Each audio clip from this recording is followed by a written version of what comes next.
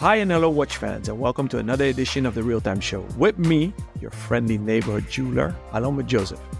Today, I'm very honored and proud to welcome to the virtual studio not one, but two guests, two handsome guests. They almost look like twins. I'm very honored to welcome Leo and Massimo Dreifuss, today the second generation and owners of Maurice de Mauriac, one of the few and very cool Zürich watchmakers. Welcome, gentlemen. Thank you for inviting us. We are very honored. Hi, Alon. Nice to meet you over mic.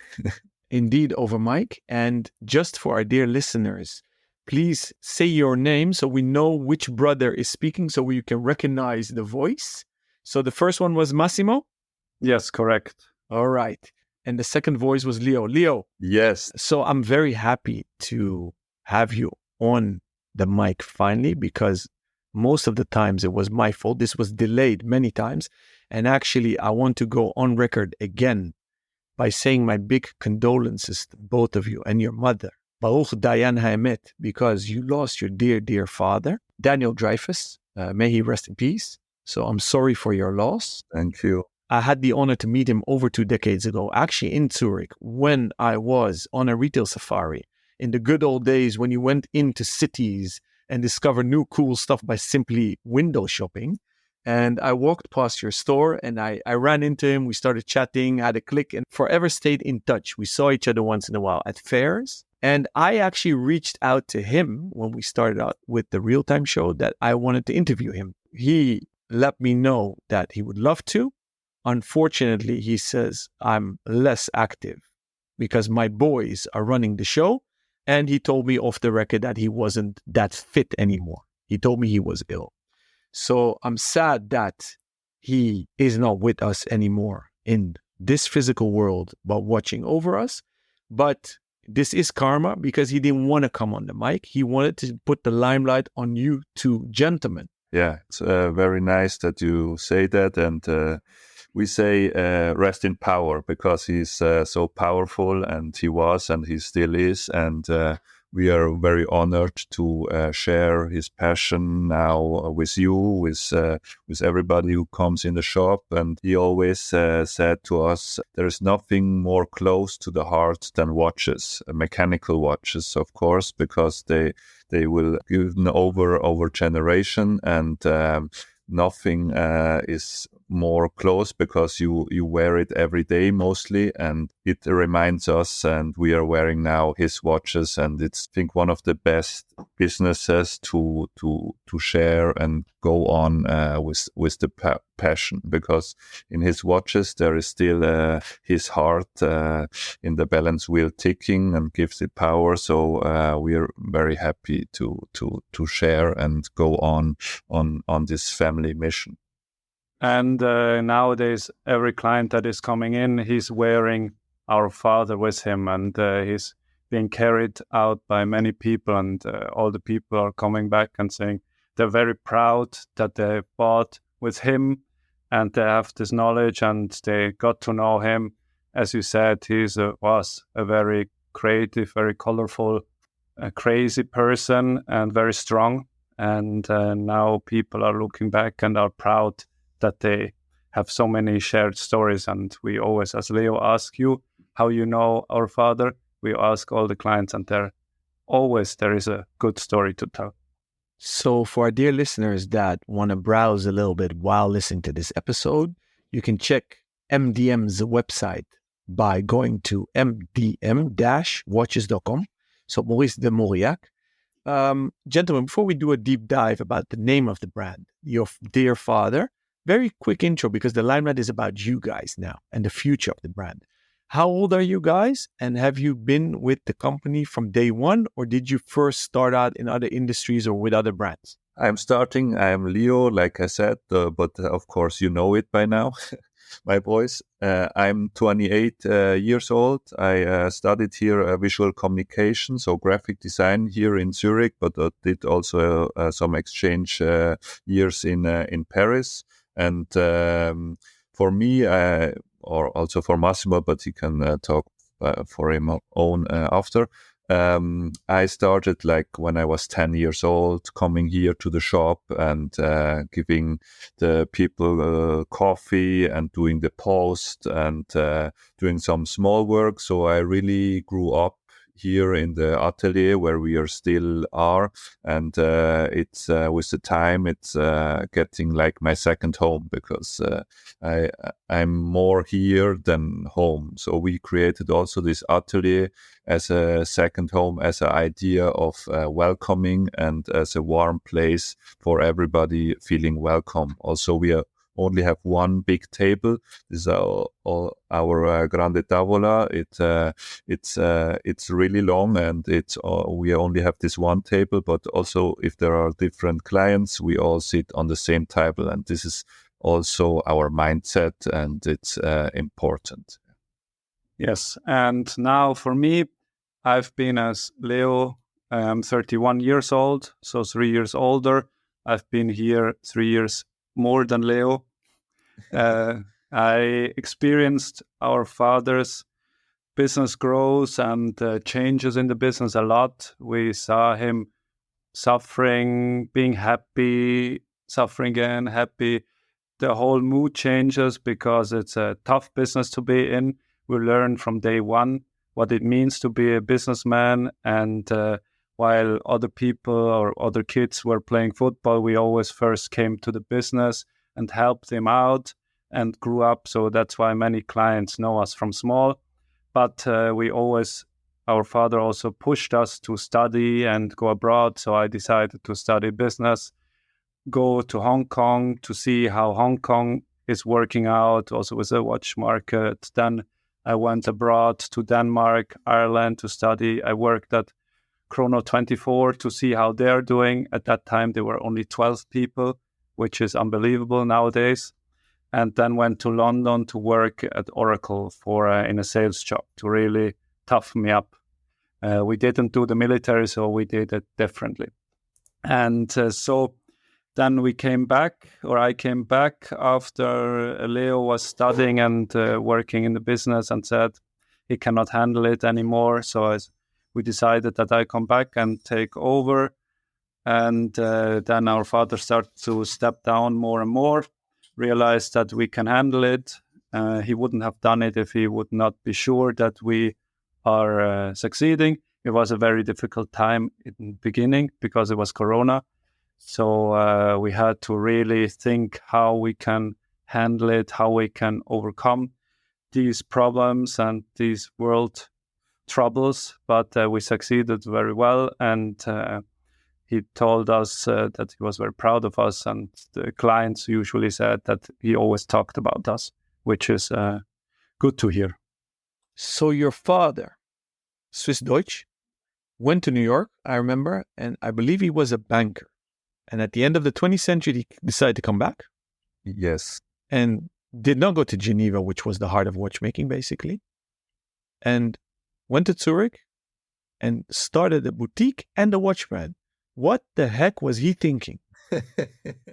Yes, we are impressed about his story too. But he started with how you call it? Advertisement watch. Yes, advertisement watches. He was the fastest in Switzerland. He did for Mars, for Swiss chocolate companies, companies for Champions League, etc. He did 10,000 pieces maximum, but he was the fastest, and it was all Swiss made. And so he got to know whole Switzerland with the suppliers of dials, of straps, etc.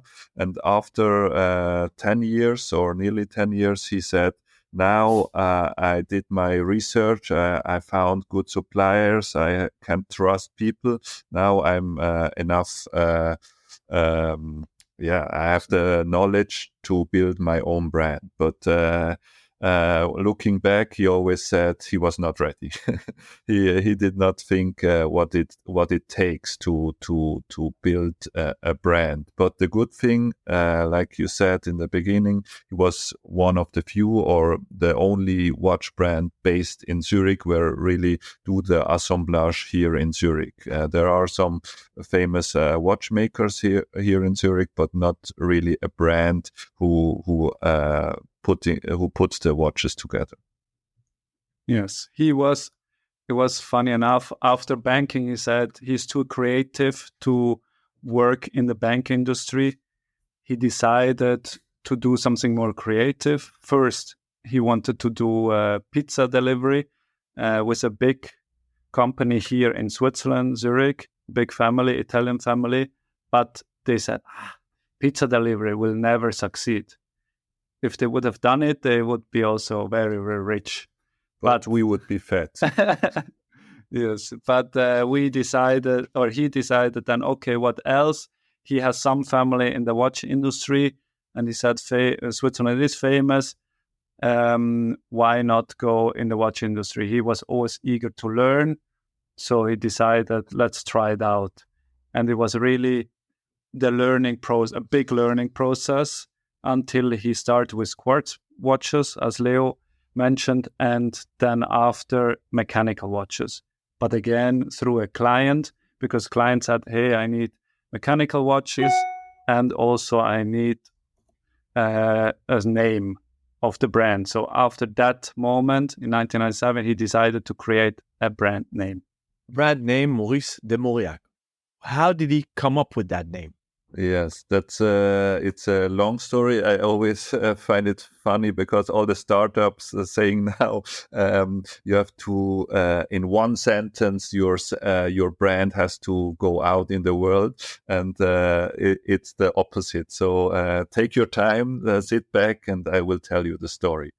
So we start with Maurice. As you are also Jewish, you know the story of the Arabic country. The people who are called Moishe, they can't call themselves because of the Moshe, so they hide the Jewism of them and call themselves Maurice. So it's also a hidden Jewish identity, because when he started in 1997, there was still many anti-Semitism going on, and we called Dreifuss, which is, as you know, a very Jewish name, very financial name. In the financial world is like the little brother of Rothschild, so very famous, but too financial and not too sexy as a brand. And so my father had a doubt in his name, and that was one rule. If you have a doubt in your name, in luxury, go in French. So it was sure it needs to be a Jewish background, it needs to be French, and then comes de, is serving the king or the queen. So it's like a king, a prince. Yes, it's from the this world. And then François Mauriac is a Nobel Prize träger, winning the Nobel Prize. And my father read also all the books of Michel de Montaigne, which is MDM, which is now our short for Maurice de Mauriac. Interesting, actually, to see how that marketing play was done in the end of the 90s. In hindsight now, you gentlemen, 3 decades later, do you think you'll evolve the brand and also on the dial into MDM? Or do you like the long name? It's always a plus and a minus, a long name. Nowadays, all the marketeers, they would say, make it in 4 letters. Do it as short as possible so people can really recognize it and pronounce it. We love Maurice Mauriac. It has so much power, so much story, history behind it. So for sure, Maurice Mauriac will never disappear. And but we realize also, as we said, that it needs to be shortened for the logo. So we had to create a logo also for Instagram for all the smaller screens that they can, because Maurice Mauriac is quite long. So we are now changing it into MDM. But we will still keep Maurice Mauriac on the dials because we are proud where we come from, where we are. but MDM will be in the future. That's why the website is also MDM Watches, and we are using it more and more, and created a logo of a Dreifuss, which is a 3 foot. We are called Dreifuss, so it is also in the balance wheel. We used this all, worked a long time on the logo, and created this new fantastic logo. The first parallel that comes to my mind is the Swiss brand Frédéric Constant, which was founded by a Dutch couple, the Stas family, and has today still a Dutch CEO. He's been on the show twice. So that name is also made up. Yeah. Technically with the same analogy, right? Because they wanted to be Swiss. They decided to go to the Geneva Canton, and wanted to be Swiss made. So they said, we need a French name. So they took the names of their respective grandfathers. So the husband's grandfather and the wife's grandfather, and that's the Frédéric Constant. So they technically had the same analogy. They started in 1988. So it's actually interesting to see.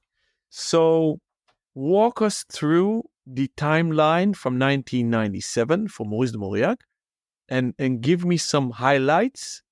And while you do so, maybe give me both an intro of what is the USP of the brand. So what makes MDM special? Why should our listeners that don't even might know the brand, buy a watch or be attracted to your watches? Do you understand my question? Yes, sure. The easiest question to start. No, I am happy to do it or start it. And funny enough that you said that, because we created last year. We are at 25th birthday, and for our anniversary in German it's a Zeitung, which means a time paper, and we created one that you see all the what we have done in the last 25 years.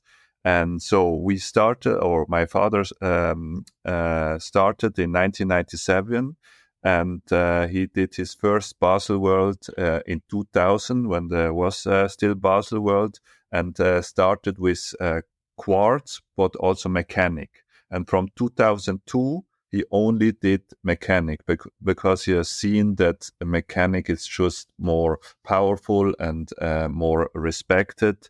And but as he started, this is what he told me always. He didn't want it. First, he wanted to go in clothing, but with clothing, he had the problem when you had putting it together, you have to destroy it to change it. And this was the good thing about the watches, and which is also a USP from us today, that you can customize a watch. At this time, there was not even a name for customization or something. You go to a brand and you bought what they give you, and you have to be happy. And now everybody's talking customization, changing dials, colors, etc. But that was the USP from the start, and is still one USP from us, that you can come in shop and create not a piece unique, but the chances are very rare that you see somebody with the same watch, because you can really configure it. And this was 2000 on. Yes, that comes also to the patent that we have founded, or our father always thought, how can he go around not always ordering thousands of cases, thousands of dials, thousands of straps, but smaller quantity. And so he created the system of, some called it Lego for adults, but it was actually customization, that you can use one chrono case and make a lot out of it. We patented a bezel that you can screw on instead of pushing it down. So that was a huge thing. We still have the patent, and there we can then change the bezel. So somebody can come in after a few years saying, hey, I love this watch, but I want to change something. So we just change the bezel, and it's still waterproof. That was in 2007, and people really loved that. And through that, we were growing and becoming more famous. And then we started doing also the lucky numbers, which is a watch that you can choose the number on the dial, which was until then never have happened. So you have the stripes, the racing stripes on it, and you can choose 1 to 99. Usually you get the same number all the time, and maybe you can choose another stripe, but that's it. That really makes us strong. And also talking about the whole history, I mean, the place what we have here now, the atelier, is very unique. Like still 20 years ago, there was nothing like this place.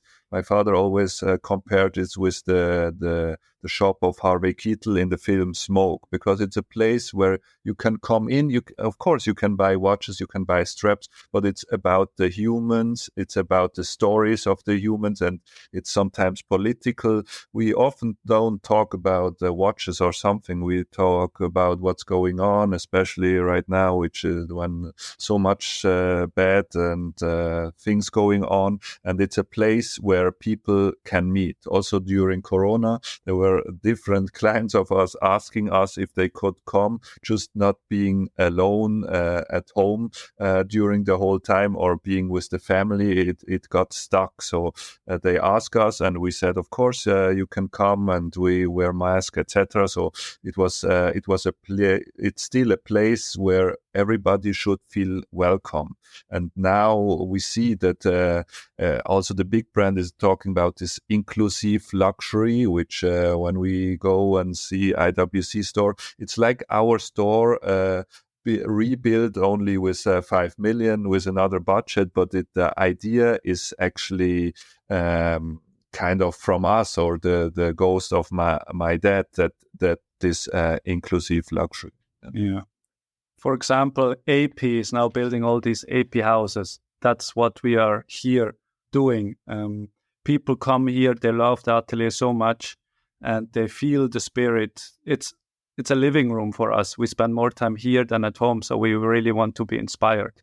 And Leo always compares it and says, it's like a kitchen. In front you order, and then in the back will be cooked or will be built, the watch. So it's really something unique that you don't feel usually. And also regarding the next, in 2013, my father started again with the NATO straps, which is now a very common thing. Everybody has NATO straps, but you have to think 10 years ago, it was nobody had them on their mind. And the idea of my dad was always, when he went to the auction houses and to check what's going on, he always liked the most the vintage pieces with the NATO strap, because with the NATO strap they looked again modern. And he was looking and trying to get NATO straps in special colors, etc. Also our good friend Miguel Zebra, he was in good contact with Miguel all the time about these straps, and we have now the biggest collection of NATO strap, I would say, in whole Switzerland. We have 65 different styles in 18, 20, 22, 24, and in very unique color, in Wimbledon color, in Le Mans color, in our colors, which are inspiring and which are just making the watch look super nice. And we have many customers who don't come with Maurice de Mauriac. They come now with the for example, the Swatch Omega, the Moon Swatch. They come, and I think we changed over 100 straps to our NATO straps, and this is just cool because it makes the watch look totally different, unique, and it has our strap, so our name on it, and this makes us proud. It makes us also proud if a Patek owner comes and change the strap. So for straps we are also super famous, and the strap bar, which is very unique. Even IWC in the Schaffhausen, they send people to us. They said to the customers, if somebody can do it, go to the boys, and they can do it. And we did it. And I mean, it's a big honor that even the big ones sent the people to us. So, gentlemen, the atelier is located at the Tödistrasse 48.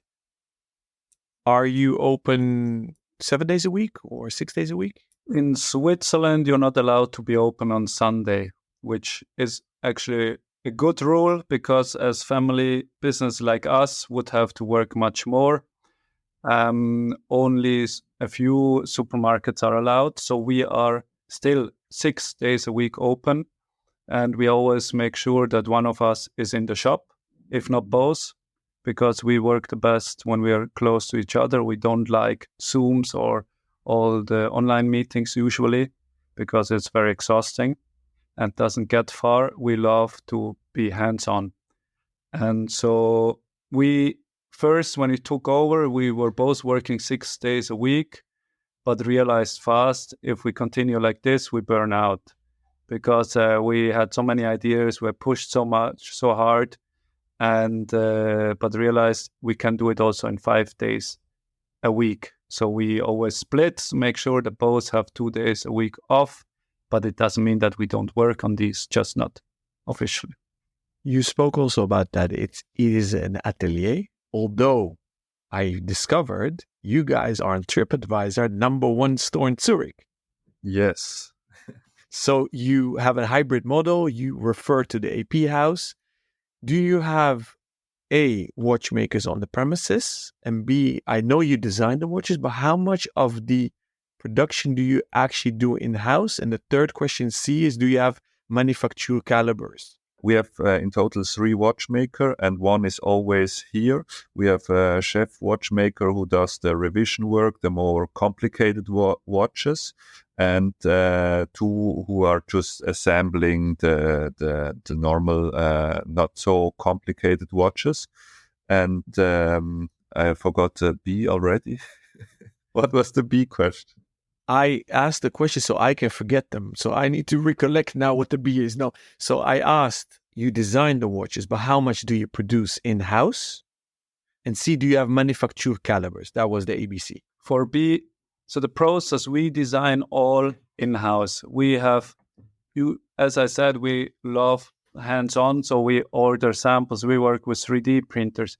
We order different tiles to see them in the light because on the computer, you can never really see how it will look. We love to try out. We get a lot of ideas also from customers.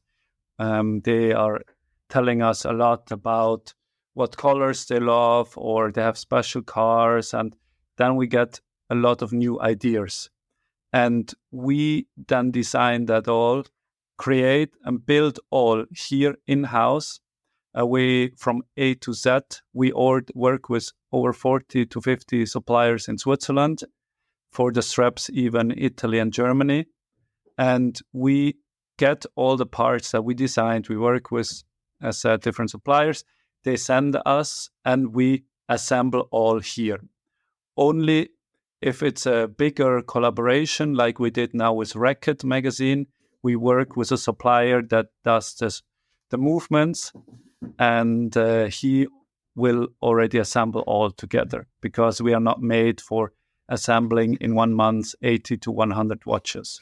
And C, you're talking about manufacturer caliber. So we work with Concepto. Concepto, as you maybe know, is a big name. He does all the manufacturer movements for Hublot, everything for Jacob & Co. He did the finished watch, or the second finished watch, the Octofinissimo from Bulgari. So he's high end. He's located in La Chaux-de-Fonds, of course, and we have a very good contact with him. And always when we want something special, we go to his factory and talk with him, and he just likes us. I think that's why he gives us this beautiful movement, because normally you have to take very hundreds of them, and for us he does very low pieces, but he just, I think we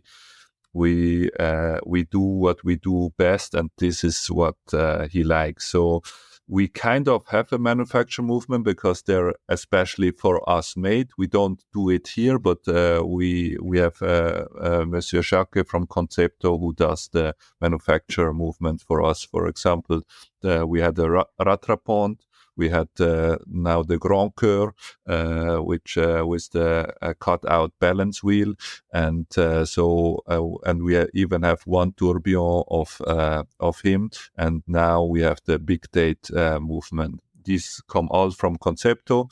We could say, like big brands do often, this is a manufacturer movement. We do that in-house, but we don't. We want to be transparent. We say we work with the best movement supplier there is. There is non-movement by other watch brands, so it's a manufacturer movement, but we don't say we build them by our own, because it would be a lie. So you're referring to Valerian Jacquet, I assume? His father. Father, yeah. Okay, interesting. So you set a high standard for yourself because you're doing quality. Concepto calibers are indeed amazing, very high finish. What's the price range of MDM today? What's the entry level? And up to what price point do you guys go? And what is the sweet spot? So what is most often sold? Maybe also answering quickly the one question before with the design. Until 2014, we never worked with any designer together because we did what we did best and we knew we know what works. But in 2013 or 12, Fabian Schwärzler, an industrial designer, approached us. He wanted a watch for his portfolio. And we said, so many people always want a watch for their portfolio. Not going to work. But he really proved us wrong, showed us what he can do. And together with his minimalistic style and our colorful thinking, we created the L series and the L1, L2, L3. Why I'm telling you this is because the L3 is really our spot, our sweet spot. Our watches start from 2,000 up to 22,000, with an exception of the tourbillon, which is around 75,000. But our sweet spot is between 3,500 to 5,000, I would say. But as we have different customer, we have different watches. So I think this is also a strength for us. We have watches in every budget, and we have like the Grand Coeur, which is 13.5. It's limited to 48 pieces, and it's a high price watch. I mean, for 14,000, you can imagine you have a big competition. But the people who love us and who love the story of the watch, every watch from us has a special story, and we are, I think, one of the best storyteller there is. Everybody's asking, who is your agency? Who is your agency? We have no agency. We do every story by our own. We create the watch. We create a story. One time it's first the story, then the watch, and one time it's the other way around. So I think for everybody, we have a matching watch in a matching price level. And it's interesting for people that buy watches over 10,000, they are coming back every year. For them, they have a revenue stream, that an income that always comes. So they want to reward themselves. And if you don't give them something for 10,000 up, something new, they will go and buy something else because they want to reward themselves. So that's why every year we also need to come up with a watch that is over 10,000, because these customers, they expect it from us. Yes, it's the funny or paradox rule of Jean-Claude Biver. He said, it's easier to sell a watch above 10,000 than to sell a watch for 2,000, because the people who buy a watch for above 10,000, they, like Massimo said, have a huge revenue stream, and the people who buy a watch for 2,000, maybe they buy this one time and then no more. And the second rule is from Jean-Claude Biver is that where the people who buy the watch for above 10,000, they come next year, and the people for 2,000, you don't see them. You see them maybe for the next revision after 5 to 10 years. So this is a very paradox rule, but it's true, and we see how it works for us. So you mentioned the L3. That is actually one of my favorite watches by MDM, especially the C's red version, the chrono version. and I also love the cherry blossom one. I'm racking my brain, but is MDM the only watch brand based in Zurich today? Yes. So there was, for example, Uhrwerk. They have an office here, but they're not producing in Zurich, for example, and they're very good friends from us. There was one small company, Wehrenbach, which is now out of business because it's watch business is not easy. And Olich and Weiss, but they started here, but they don't produce anymore here. But it was one of the first 1967 when they started here. So it's they write Zurich still on the dial, but they don't produce here. Yeah. Why I ask this is because, especially in Northern Europe, we love the Northern Swiss design. There is a clear-cut design difference between the northern part and the southern part, where Geneva, let's say, is more French-inspired, and the northern part of Switzerland is more Germanic in design. It's even more Scandinavian. Less is more. Zurich is known as a very much design heart of Switzerland. I see Zuricher elements in your watches. Would you concur? Yes, of course. We're. I think you're blinking at the new Zurich date we just launched. We did last year for our 25 years birthday. We created 25 pieces. The first watch in Swiss German, especially in the dialect Zurich German, because here in Switzerland we have different dialects, like different cantons, and every canton is writing the names of the week differently. And we took the one from Zurich to give something back, and we have seen that it's a huge market because the first 25 were sold out very, very quickly, but we took it now in our permanent collection, and we sell it right now like hot bagels. And as you said, it's inspired by the tram colors here in Zurich. So we really try to take as much as we can from here. We also try the supplier as close as possible. Always meet them. We go there to see how they produce. We want to really get to know them and understand the process. And we are born here. We grew up here, so of course we have a lot of ideas and thinking from here and put that in our watches. What model is the most Zurich design in your collection today? The epitome of design?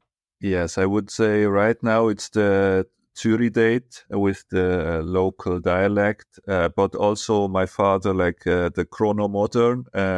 Zurich is actually the success story of Maurice de Mauriac. So without this piece, the chrono modern with 0510, this time system, we would be not here anymore. And it's still the base of many of the new big dates. So we took this design and just brought it to another level with another materials, with another movement. But the base of the design is still the one my father created with an architect in 2002. And maybe just for the L series, we started, this is also a success story, because before it is our strength with the customization, but it's also hard work. Because every customer can say, I want this style, I want this hand, I want this strap.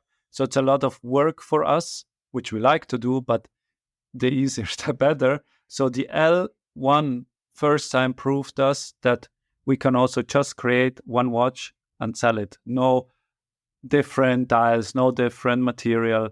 And only after a few years, we started having another material added, but still the dials is only black, and now we inverted it. Now it's white also. But this is a very reduced watch, very Swiss watch. Many architects come and say, "Wow, I've been waiting for such a watch so long. It needs a date. It needs to be very reduced, beautiful, and forever." Trend or not trendy, forever timeless. Should be timeless. Yeah, my father always said it's we finally have a watch like a cigarette. You can come in and have the cigar like a Marlboro Red.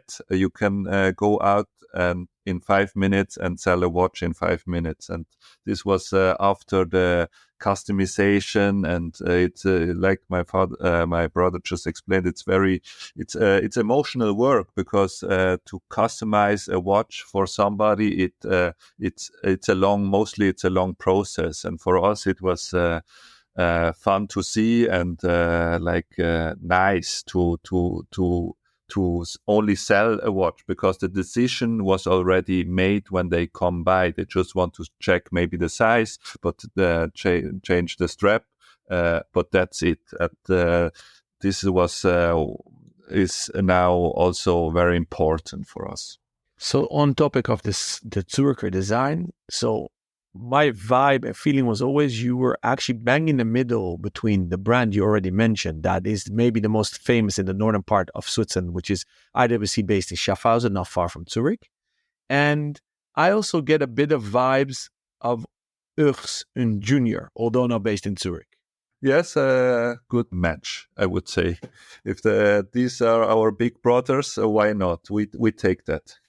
And I knew your dad was a cool cat, as they would say back in the days when he was in New York, and even when I used to live there. But he won me over because I knew he also loved Land Rover Defenders, especially vintage ones. So I am not objective. I'm a fan of what you guys do.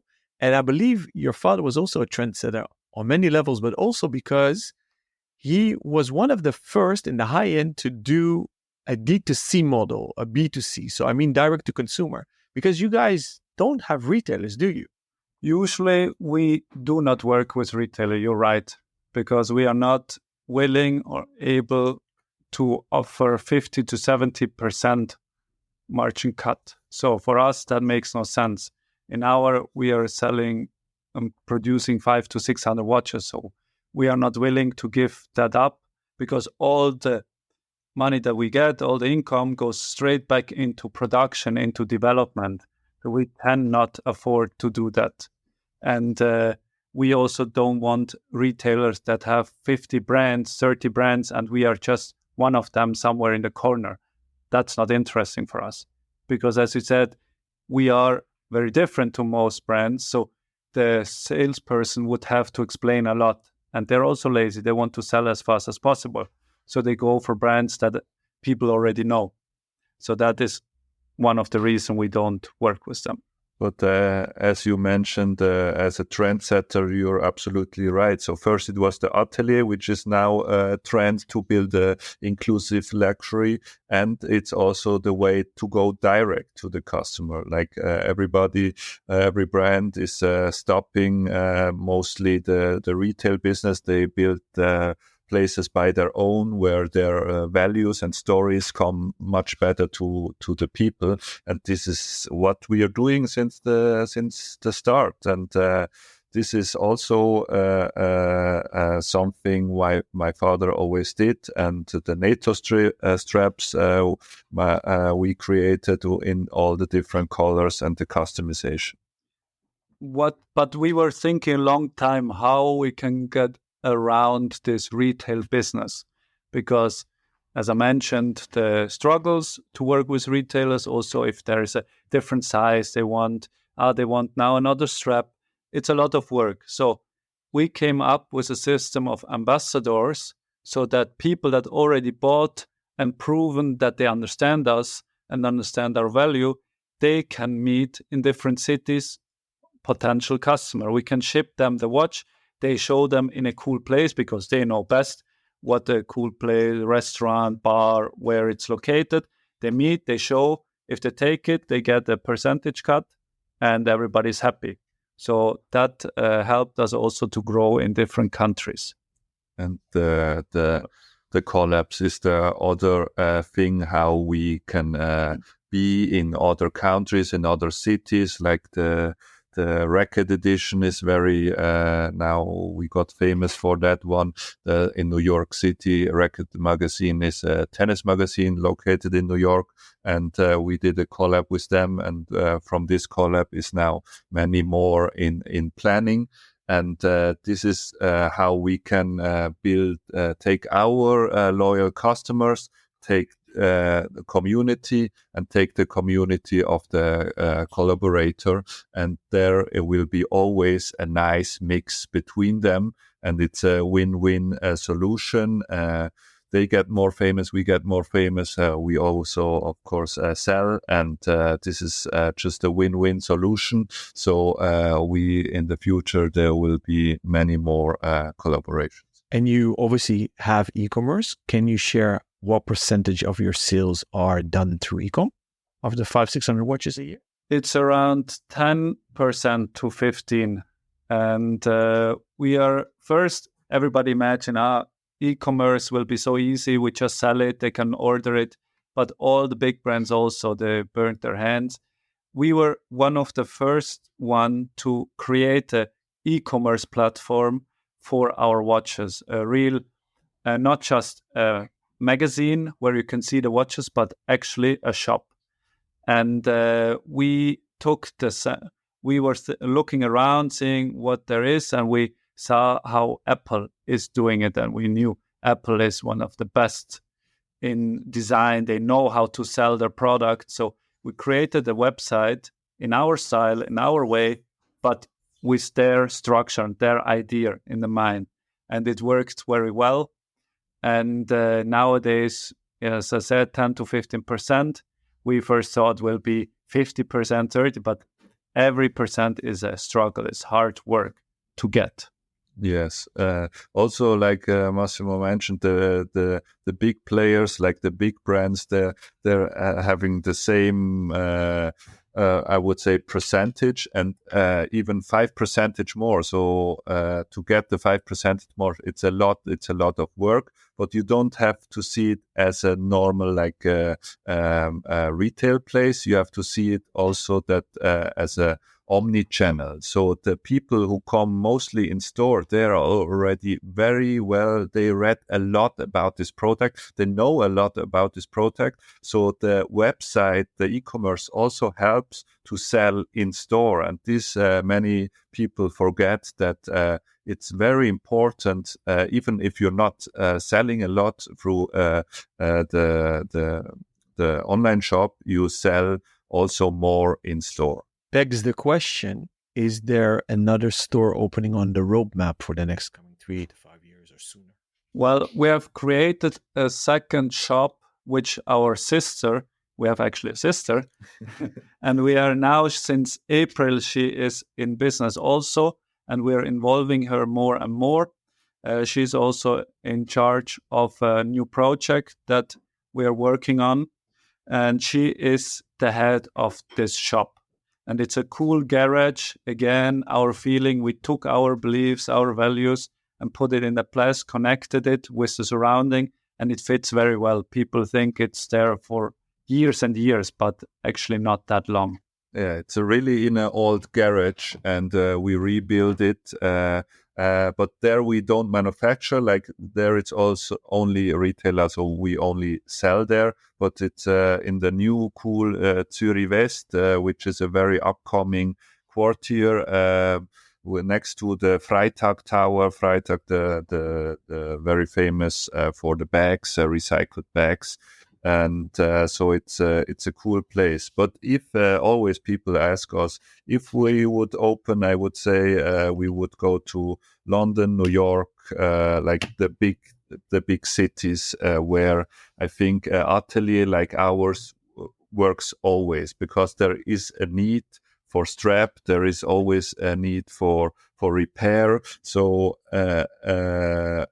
it would work, but we would need to take investors on board, and this we are not keen, because then we cannot decide by our own anymore.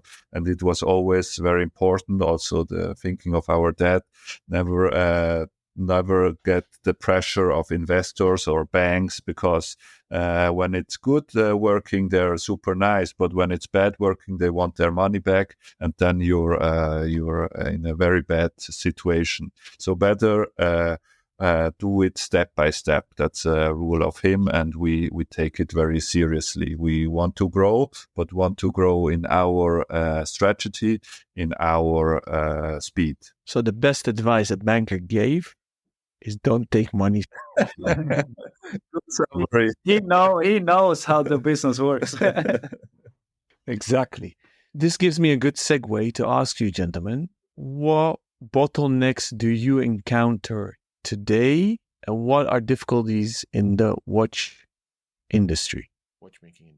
Well, for us, the difficulty was also in Corona. We had then everybody shutting down. Luckily, we have local producers. So for us, it was not as hard as for people or for companies that are producing everywhere. We were not struck as hard. However, with suppliers in the French part, they closed 6 to 8 weeks. And then we called them up saying, hey, you're open now. Could we please have these and these parts? Oh, no, now it's summer holidays. We will close 5 more weeks. So we're like, what?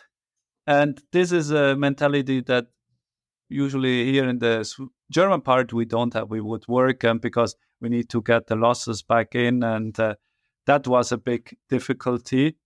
And still, of course, getting movements is harsh. Luckily, we don't produce thousands and thousands of watches. So it's easier and we have very good suppliers. But every time we want to develop something new, they say, you need to get 100 pieces and 200 pieces. And that's a lot of investment for us if we don't know if it will work out or not. Yes, and also regarding the movements, I mean, nowadays you have to pre-order like 1 to 2 years before, and it's very hard to see in the future how many of which movement you're gonna need. So we have a stock, of course, but if there comes a big order, we have to see how we are doing. So I think one of our most strengths is also our stock. The accounting always says to us, sell your stock, but she doesn't know the business. So it's important that we have the stock because we can always, up to the situation, who would know when the next Corona is coming, that we have still parts and movements that we can sell.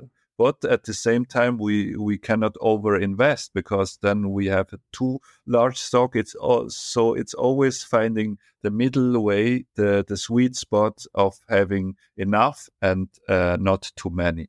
I have a lot of more questions for you, but I need to keep an eye on the time. I do want to ask one last one, if I may. I loved your website.